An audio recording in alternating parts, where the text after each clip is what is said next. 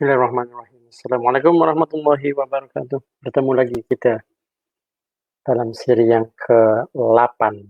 Ini seri yang ke-8 berbicara tentang teruskan dengan buku ini Anda bisa berbicara. Kita akan ambil sedikit sahaja, sedikit sedutan daripada setiap bab yang ditulis daripada buku ini. Yang ke-8, kemahiran ini harus ada kepada semua orang yang ingin mempertingkatkan, ingin terus menjadi pembicara, pengucap yang luar biasa, insyaAllah. InsyaAllah. Yang ke-8 ini adalah peduli bahasa. Peduli bahasa. Apa ya yang ada dalam, yang dituliskan dalam bab ini? Peduli bahasa. Apa yang Anda faham? Rekan-rekan, tolong bantu. Boleh komen di situ? Boleh terus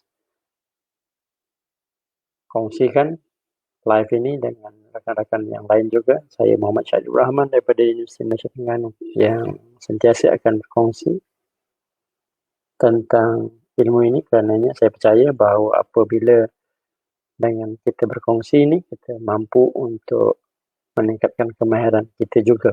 Dan saya sendiri juga, insyaAllah.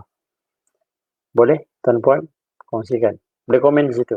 Apa agaknya yang Anda faham dengan kemahiran yang ke-8, peduli bahasa. Silakan. Nak tulis. Nanti saya boleh komen kemudian kepada siapa yang melihat semula video ini. Alhamdulillah. Apa yang ditulis di sini adalah kenal pasti dan betulkan kesilapan utama dalam tata bahasa dan sebutan. Tata bahasa dan juga sebutan.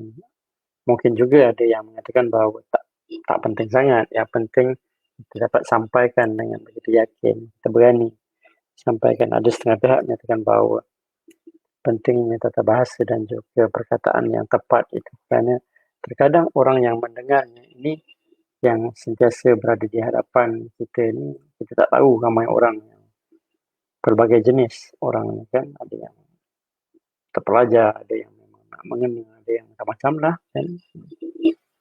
Tersilap sebut itulah yang dia cari-cari, yang dia ketawakan dan dia akan ulang-ulang kan.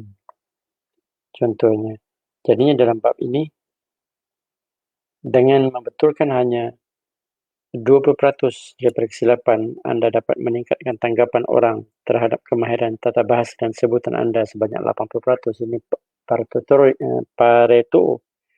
Nampak saya silap sebut kan? Pareto, prinsip Pareto. Anda harus melakukannya kerana ianya sangat berbaloi. Kita latih, kita lihat semula cara kita tuturkan perkataan-perkataan itu dengan tepat, dengan betul, sebab itu perlukan latihan.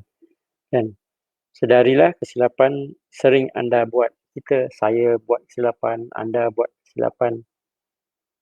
Rujuk kepada orang yang pandai dalam bahasa berkenaan dan kita telusuri, pelajari dan terus amalkan dan amali. Betulkan kesilapan, perkataan-perkataan, tata bahasa dengan betul, lengkuk bahasa yang betul, supaya kita punya pengucapan itu akan tersusun indah. Penggunaan perkataan imbuhan contohnya. Imbuhan ini harus diletak duduknya dengan tempat yang betul. Be, me, pe, dengan per, ter, di, ke, an dan sebagainya ini. Kekeliruan sering berlaku bagi mereka yang kurang mengenali bahasa Melayu. Mereka digalakkan untuk banyak membaca dan mendengar. Itu sudah pasti perkara yang saya sangat bersetuju dengan buku ini. Tiada yang lain kerana tata bahasa Melayu agak mudah kesilapan sebutan yang lazim. Sebutan nga dengan nya, nga, nya, sebagainya. Sebutan-sebutan huruf K, T, P, huruf R itu juga sebutan E, Dia ada I juga. I. Bunyi I yang di hujung perkataan. Ada yang bola contohnya, beberapa pengecualian seperti perkataan bola.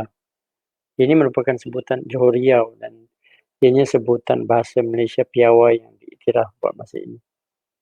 Dan di Malaysia Timur, Singapura, Indonesia, sebutan baku lebih meluas digunakan di mana huruf A itu di hujung perkataan mengekalkan sebutan A yang biasa, bukan biasa kan, biasa. Bergantung kepada keadaan di mana kita ingin. Di mana, sebab saya gunakan di mana ataupun di mana. Di manakah, di mana, di manakah. Itu sentiasa akan menjadi perbualan perbahasan di mana-mana juga. Peduli bahasa ini sangat penting untuk kita mempertingkatkan dan juga kita mempertahankan bahasa Melayu ini. Alhamdulillah, kita baru kongsikan tadi sebentar tadi. Kemarin ke-8 adalah peduli bahasa, terus belajar dan ikuti orang-orang yang mempunyai kemahiran yang lebih daripada kita untuk kita turuti mereka, amati apa yang mereka katakan, tuturkan. Ini juga salah mungkin perkataan kata-katakan ataupun tuturkan itu silap bahasanya ataupun silap grammar apa ni peribahasanya kan.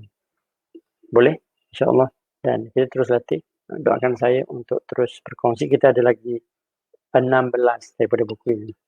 Kita habiskan sebanyak 24 siri. Namun begitu perlukan masa juga untuk saya cari masa untuk sama-sama kita berkongsi insya-Allah. Dari komen hari ini kebetulan tidak ada yang melihat ketika live ini sedang dilancarkan. Apapun, kita doakan supaya video ini bertemu dengan anda. Maksudnya anda boleh melihatnya dan boleh mempelajarinya, belajar sesuatu dan kongsikan dengan rakan-rakan yang lain. Kerana dengan kongsi itu juga boleh memberikan manfaat mungkin kepada rakan yang lain yang ingin belajar terus memperkasakan public speaking ataupun pengucapan awam mereka, insya-Allah. Insya-Allah. Terima kasih. Terima kasih. Kita jumpa lagi. Ingat, peduli bahasa, bahagian ke-8.